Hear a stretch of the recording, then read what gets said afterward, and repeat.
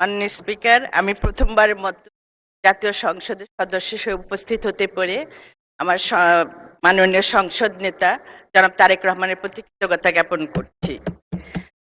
এখন আমি তারকা চিহ্নিত প্রশ্নের উত্তর।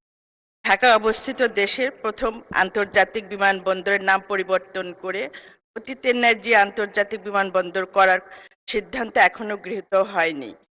নির্বাচন ইশতেহার অনুযায়ী সরকার বিভিন্ন জনবান্ধব কর্মসূচি বাস্তবায়নে মনোনিবেশ করে ভবিষ্যতে আলাপ আলোচনা ক্রমে বিমানবন্দর নাম পরিবর্তনের সিদ্ধান্ত নেওয়া হতে পারে। ধন্যবাদ আপনাকে। জনাব সরওয়ার জামাল নিজাম একটি সম্পূরক প্রশ্ন করতে পারেন।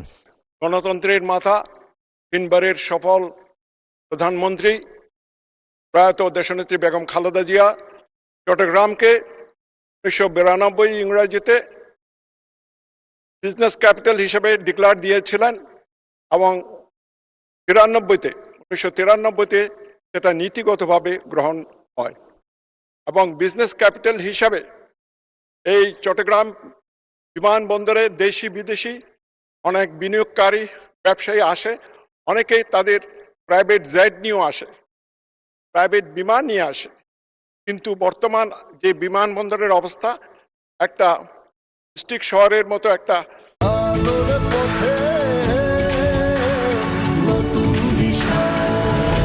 বিল্ডিং আছে, ওখানে না ডোমেস্টিক প্যাসেঞ্জারের সংকুলন হয় না আন্তর্জাতিক প্যাসেঞ্জারের সংকুলন হয়। এটা আন্তর্জাতিক বিমানবন্দর হিসেবেও ডিক্লেয়ার দেওয়া হয়েছে।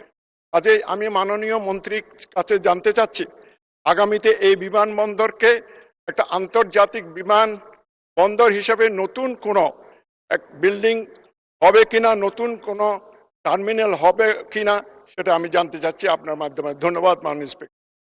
মাননীয় মন্ত্রী। ধন্যবাদ মাননীয় স্পিকারের মাধ্যমে আমি আমার সংসদ সদস্যকে ধন্যবাদ জানাচ্ছি। বিগত 17 বছরের অব্যবস্থাপনায় অনেক কিছু অগ্রগতি হয়নি।